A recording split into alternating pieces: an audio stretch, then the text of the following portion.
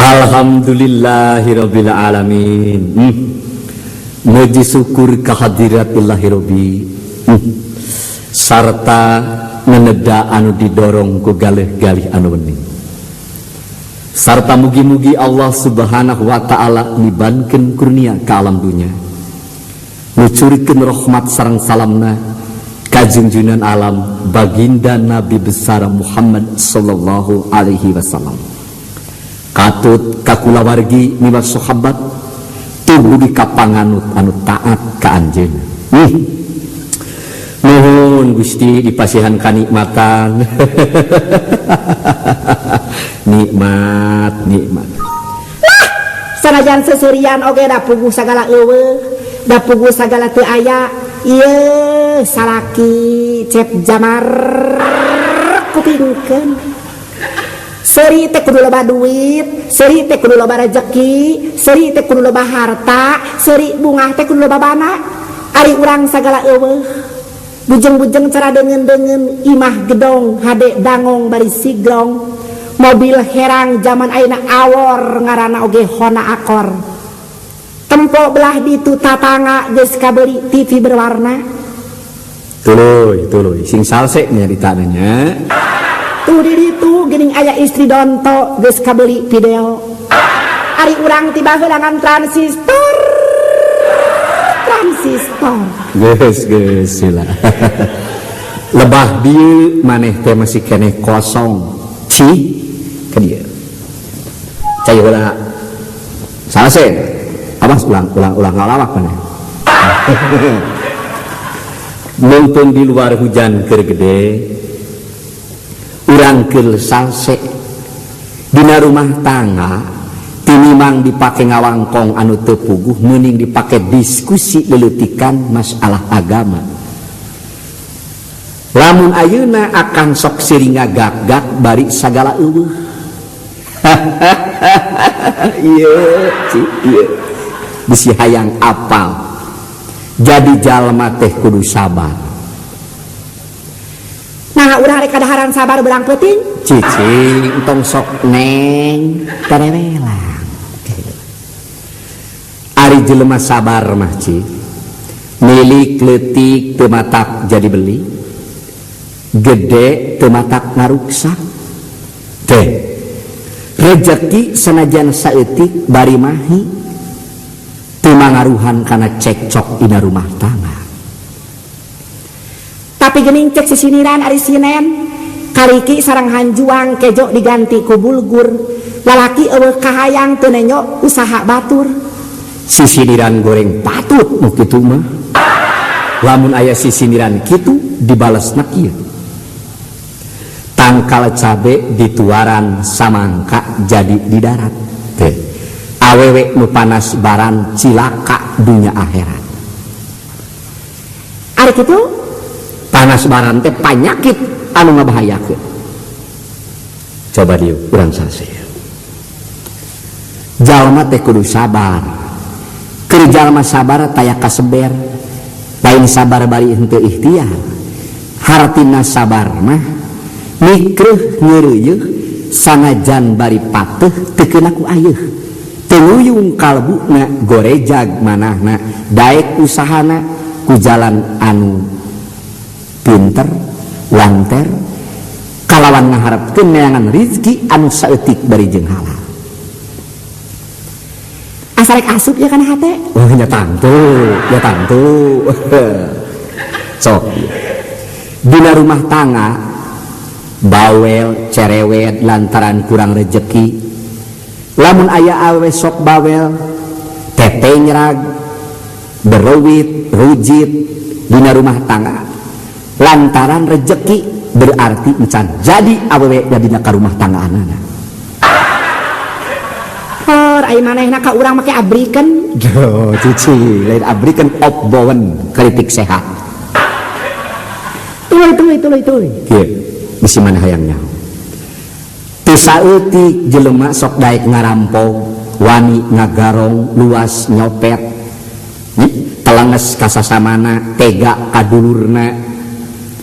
di mana ieu panyakitna lantaran tina teu sabar neangan rejeki ku jalan nu halal. Di istri nepi ka sok luas ngajual diri, ngahina awak sorangan, bari petak kitu teh deui teu lesot tina balangsak, teu pegat tina malarat. Cenah menang untung tina jalan anu enteng, tegesna mujur tina hasil usaha anu teu akur jeung batur. Nah bakal jadi kanikmatan tina usaha anu diharamkeun ku agama. Tangtu moal. Akhirna kumaha? Ku batur diancunan, ku tatangga dipika ngewa, ku pamili dipika izin, malah dicap disebut cek umum nama disebutna kupu-kupu peuting. Lamun daek, lamun wanita geus poho ka temah wadi, geus poho kana dirina boga julukan ngaran kunti. Padahal nya tek dengekeun kunti gorowong tongongna, ieu mah lain kunti nu gorowong tongongna, tapi gorowong eueuh keimanan jeung keyakinan kurang kasabaran dirina. Asal rek asup perasaan? Heeh, eta cici. Ari asup da ngeunah pugu oge kana hate teh. Nya tangtu. Sok lempengkeun caritana. Oh. Asa ngeunah ieu meung penghujan gede. Sok cicing. Jadi tetela akibat manusan teu sabar teh sok ngajadikeun kana arah. Karti anu gering kudu sabar yen eta teh musibah bari dibarengan ku ikhtiar.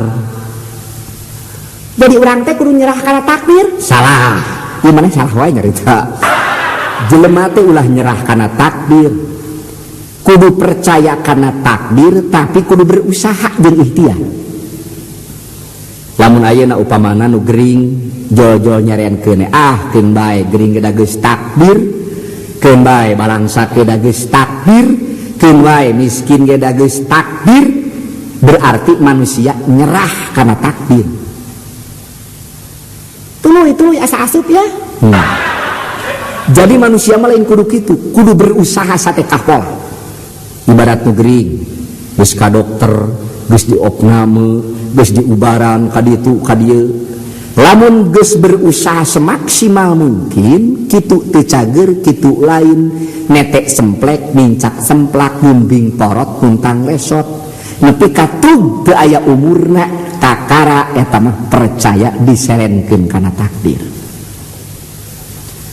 Teu saeutik awewe nu pepegatan jeung salakina na rumah tangga lantaran teu sabar kakurangan rejeki. Tina gejala panyakitna tina panasbaran, tekaop ningali tatangga ngadurut-durut meuli motor, panas hate ngungkab-ngungkab panon beureum ka salaki tete nyerag kacida goreng. Tinimbang pikir dipake panasbaran, dipake sirik, pidik, fanatik, mending dipake ibadah ka Allah, ngalaksanakeun parentah Allah. Di mana urang mangi kabingung, mangi kasusah, pek we arah teu meunang. Buru-buru abdas teras netepan. Insyaallah kabingung bakal dieuweuhkeun, kasusah bakal musnah. Contoh dina riwayat Rasulullah. Rasulullah netepan di salah sahiji masjid. Barang parantos netepan, saparantos Rasulullah ngadua teras keluar, namun bade keluar ninggal aya istri keur salat di juru belah kanan.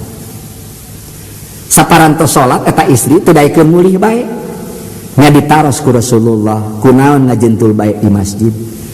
Jawabna abdi teu seueur kabingung jeung kasusah. Saur Kangjeng Nabi di mana-mana urang mangih kasusah kudu betah, mangih kabingung ulah nguyung. Sing teger hate, sing kuat manah.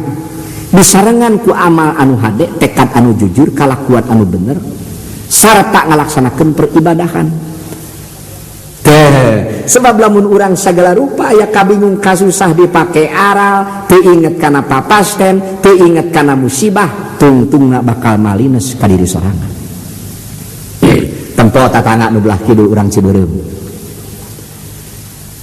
Nepi ka pegat rumah tanggana, nepi ka ragrag talakna. Teu saeutik loba anu cuk kawin. Rumah tanggana teu awet. Rata-rata faktor penyebabna tina kahirupan, tina rejeki. A'udzubillahi min dzalik.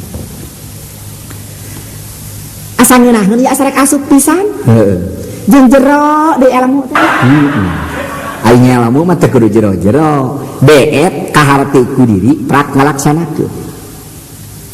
Sabab ari tabiat manusia ici keur misah sok hayang saimah, bisa dapur sok rea bertempur, dipuja dipuji memeh ngahiji, geus kacangreud ku akad nikah loba gogoda nu matak bengkah. Baheula mah awewe janji rek milu ngajan kalian cocopet, ari ayeuna teu kao pesak lepet sok rewel cara tarompet. Karasa kana diri heuh basa bulan anu itu tatangga belah dinya mencit hayam sakitu nyaho mencitna ka ambe ngagorengna sugan mere ceker-cekerna ka urang teh mani lapur pisan lakeuk deui Gusti. Aduh Ta ulah ngalawak cicing ulah ngalawak tuluy kumaha heuh tatangga teh mencit hayam makanya hayam-hayam jago hayam-hayam jago jabat gede jabat jalak aduh kahayang teh atunya ari teu berat mere cekerna teu berat mere huluna teu berat mere jangjangna lah urut sinen mah beda pangsiunan sinen tuluy kahayang teh atuh ka urang teh nawaran kitu diri parai ngaraosan buluna meni eueuh basa-basa acan hari teh geuning akang teu nyaho keur ka mana acan balik akang harita ti kantor geuning akang balik pas sore mama pacul ti kantor.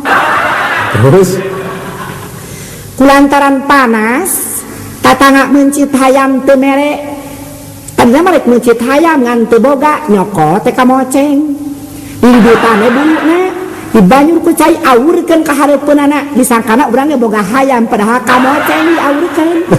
Paigan urang rek bebersih leungit sehari dipencit pun goreng jeung hoe-hoe sekalian. Ta ieu penyakit berbahaya teh panas barat. Ayeuna mana nyaritakeun kabeungharan, kasenangan, imah gedong, ya, mobil herang, ici Kulan dina hakikatna mah dahar ngan ukur nepi kalabah seubeuh, pake ngan ukur nepi kalabah nutup orat. Sanajan imah 7 tingkat makelit geus hees masarua kerekna jeung di kolong jamatan. tadinya jelema teh yang senang di mana datangna kesenangan tina harta lain. Salah kira cantang tuh jelema loba hartana senang dirina da jalma senang mah ye nya neunah seurina teu seterak awakna. Ayeuna jalma anu boga kol 7 sedan genep truk 14 helikopter genep belut 3 orai welang 2 eta jelema sagala aya sawahna lega tegal lega kebon kawung tuh upamana. Tapi jam 3 can bisa hees mikirkeun kabingung jeung kasusah padahal hartana bertumpuk. Gila mun kuda-kuda kasenang. Tapi tingali budak nu hees di kolong jamatan anu pipina pinuh ku oli, bajuna rangsak pinuh ku jarumat, isuk-isuk kulisi kuda ngagisik parana sing cakakak sareng udag-udagan jeung baturna meureun senang. Harti ieu maneh nu boga panyakit panas baran teh. Lamun rumah tangga geus make bumbu ku panas baran, hiji gejala anu bakal ngaruksak perpecahan dina ka rumah tanggaan. Jeung dari maneh mah nyatalah geus salah, urang mah geus bosan da mamatahan maneh mah. Mun salaki balik ti mana kahayang teh kudu kieu. Akang kumaha sehat di pagawean teu. Ari maneh mah lain meuli henteu anu teh, jiga anu merlukeun teh ka salaki teh anu kana tanaga jeung kana kesangna wungkul. Ulah kitu. Kudu kumaha kuduna? Kudu sopan, kudu santun. Tak geuning ngarti tuluy. Sabab salaki teh sembaheun urang, salaki teh kudu dipupusti dipikanyaah. Lamun salaki jauh ti imah doakeun ku urang sing aya dina kasalametan, sing aya dina kabagjaan, sangkan salaki pinanggi jeung ginanyar kawilujengan, cerita aya dina kahirupan anu utama. Doh dasar urusan diwala ti Majapahit tadi maneh mah. Tah kitu kuduna. Tempo contoh Rasulullah.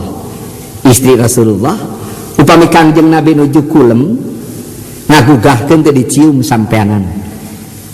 Ya Rasulullah geura gugah ai maneh ka urang kumaha ngoer ku cokor ye hudang beurang eta teh kacida salah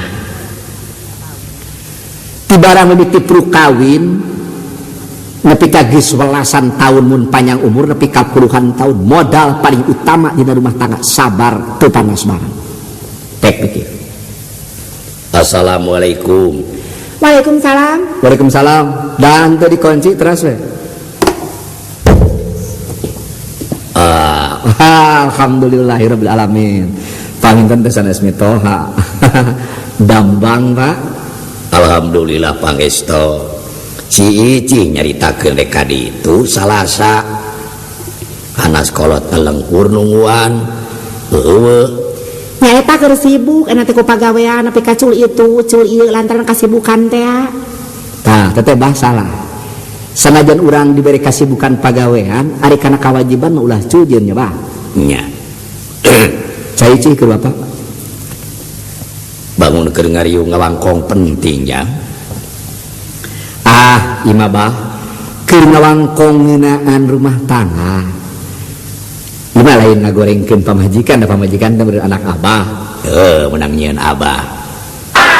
Sautak saeutik bawel cerewet teu kaot batur balang beuli tatangga barang beuli panas barang teu kaot aya tatangga ginding pakena panas barang ai pagawean natangga wae ka itu ka dieu silih siaran natangga ngomong nu lain-lain ari dirina panas barang ari ngarungsing ka salaki sok lain meuesan tungtungna ngaruksak anggeus-angeusan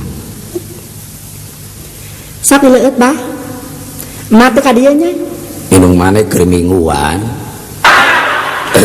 Pan kemis ena teh. Kaleres. Alah.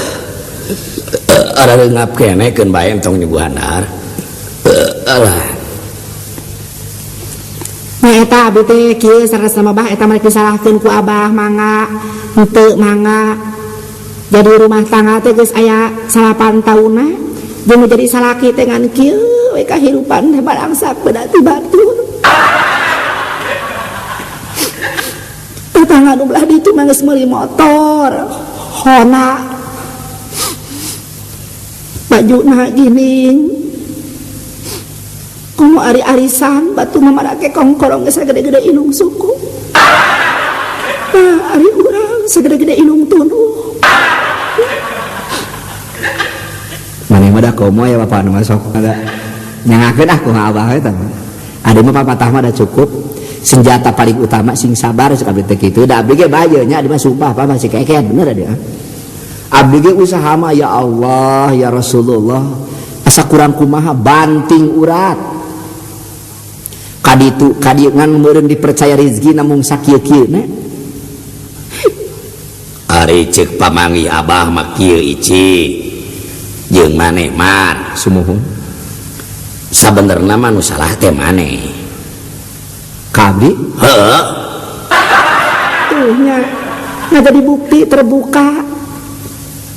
nah kumaha kitu bah dia dicaritakeun ku si Ici anak abah nu cikal mah boga salakina teh keur maalus rupana beunghar harta bandana mobilna herang gedong sigrong hade dangong usahawan jutawan kakolot geteu sidikna 2 bulan sakali ngirim kopi ngirim gula mantega susu jeung duit tina amplop ari dipikir-pikir masih Ici mah goreng sisitna teh sisit kadal boga salaki ka ujang teh ngan ukur ngaula we kawas jadi babu nyisihan baju salaki sasapu ngalpoe ngurus rumah tangga ari kahirupan di rumah tanggana atung-atung eneh ae hatur nuhun bah abah parantos tiasa sasangem kitu abdi moal nyebatkeun abah kasarung da abah mah kolot ari kolot teh tangtos asak jijihan geus luas lega pangalaman tapi kupingkeun ku abah abah nikahkeun putra abah ka abdi ngaha didasarkeun kana kabeungharan kana kamewahan dunya kana kasenangan bari jeung diimpik-impik ku nunggu-nunggu tekenat-kenat pamerek ti anak minantu magali sedang tujuan rumah tangga anu utama hiji kolot teh kudu bunga lamun nempo anak minantu nak beres roes cager bager dibarengan ku getol ibadah rezeki saeutik mapat mahi bari teucul kana peribadahan sabalikna kudu ngarasa rugi hiji kolot lamun ngabogaan anak mantu na sanajan gede usahana gining pakena beunghar hartabana jutaan duitna lega sawahna tapi hirupna ngawungkul ngalajur hawa nafsuna ngawungkul poya-poya di dunyana hartabana anu keur dipake ngeunah jeung mewah-mewah kadang-kadang beak di meja judi kadang-kadang dipake inuman-inuman anu teu uni tapi sawangsulna upami eta hartabana dipake ibadah sosial kanu kekere mere kanu kokoro ngarojong kanu butuh nulung kanu susah mere kanu keungan teu sawangsulna ayeuna abdi bade tumaros ka Abah punten nya Bah ima urang anggap diskusi leleutikan deh da Abah mah tangtos parantos lega pangalaman luas pangamahan parantos luhur ku ilmu parantos gede ku pamake jemar ku pangabisa teh sawangsulna abdi bade tumaros lamun ayeuna Abah kagungan anak teh pinuh hartabanana loba raja kaya tapi sepi ku peribadahanana sapertos anu dicaritakeun ku abdi tadi hartabana anu keur dipake poya-poya hartabana anu keur dipake mewah-mewah eta oge teu dilarang ku agama teu dicaran teu prak asal manusia bisa ngalaksanakeun dua parentah ulah pegat hubungan jeung Allah ulah pegat hubungan dina kahirupan jeung bapada manusia mah emut ku Abah da abdi mah lamun boga anak ayeuna sanajan geulis rupana bisa dangdana pinter kaayaanana tapi teu daek ngalaksanakeun parentah agama tegasna mah tapi kapoekeun weh caangna teh kana kadunyaan hungkul ngarasa rugi mah ku Abah kali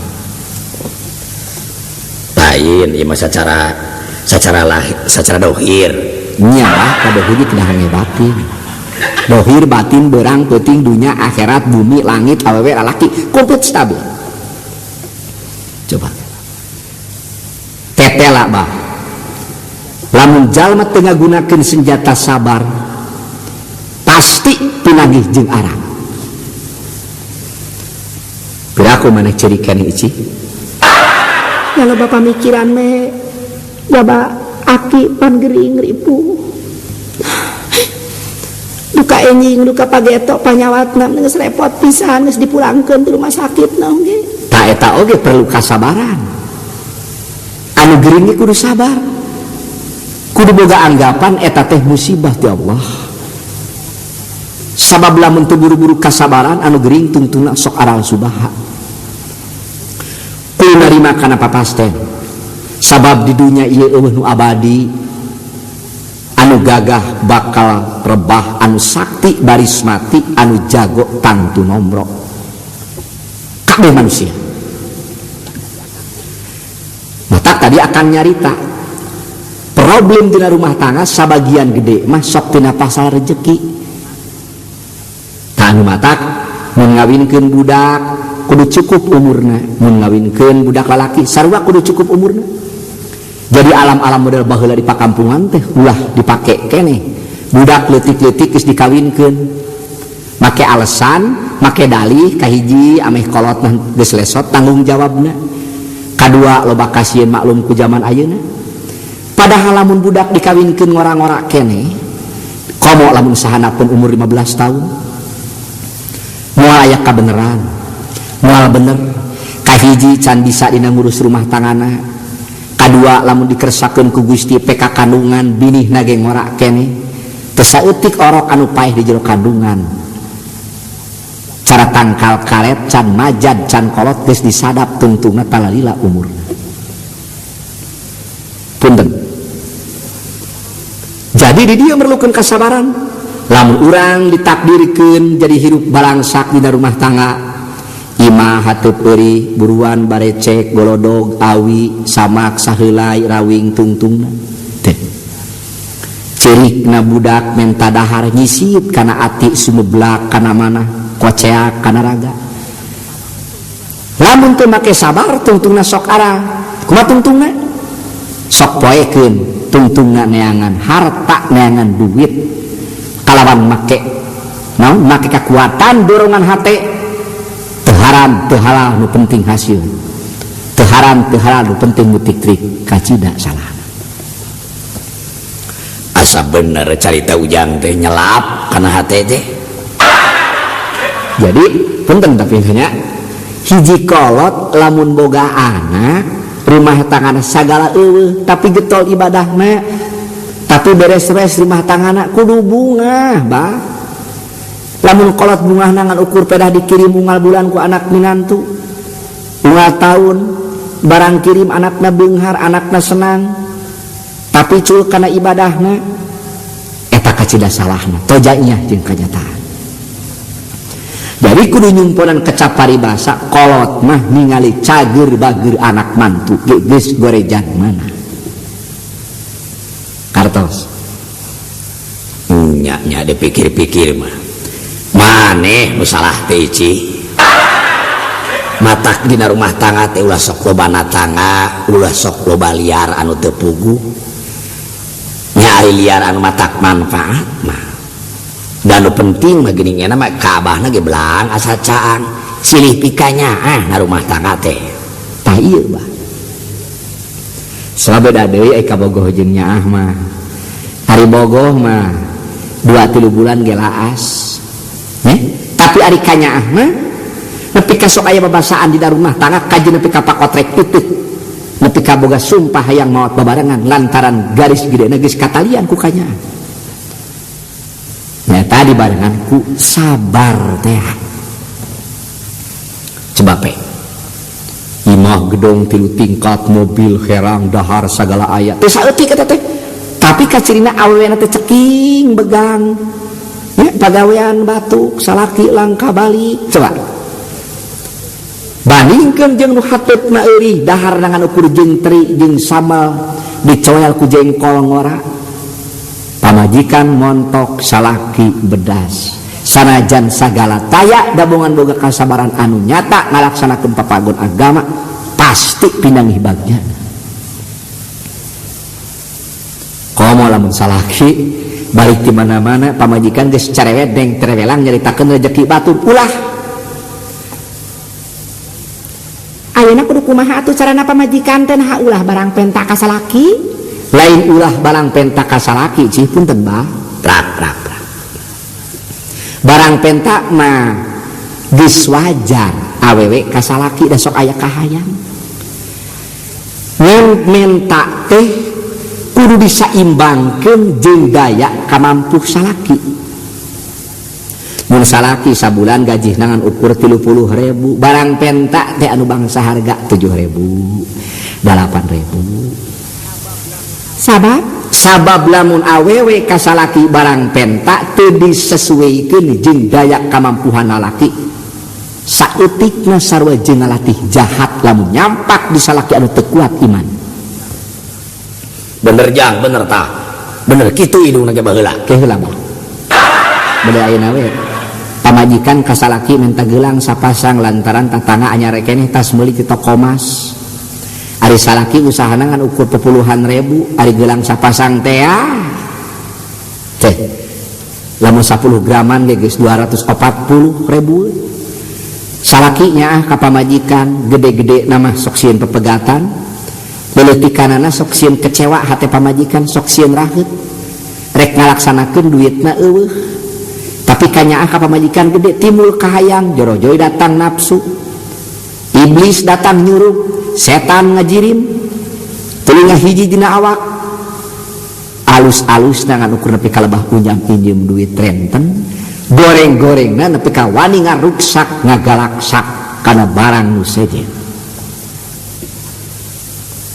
karti kubatungtungna rajin teh pamajikan rimil ku emas-emasan jeung perhiasanana tapi akhirna salakina karingkus kun berwajib ditahan diasupkeun ka Panyara. Di dieu mata kurang kudu nyerep kana batin. Nyaahna dina rumah tangga tinimbang dipake ngawangkong anu teu puguh nyaritakeun kabeungharan deungeun sirik pidi ku rezeki nu lian meuning dipake diskusi leuletikan masalah agama. Naon urang teu bisa naon fardu wudu tanyakeun ka salaki, teu bisa fardu salat tanyakeun ka salaki nah salat duha, nah salat tahajud. Teu bisa jampe anu tanyakeun ka salaki. Terus diskusi antara salaki jeung pamajikan menuju kana kesejahteraan di dunia, kana kamanfaatan kamaslahatan di akhirat. Tanyakeun ka salaki kumaha fardu ieu nyampak teh salaki ge teu bisaeun kumaha tah? Pamajikan teu bisa, salaki teu bisa.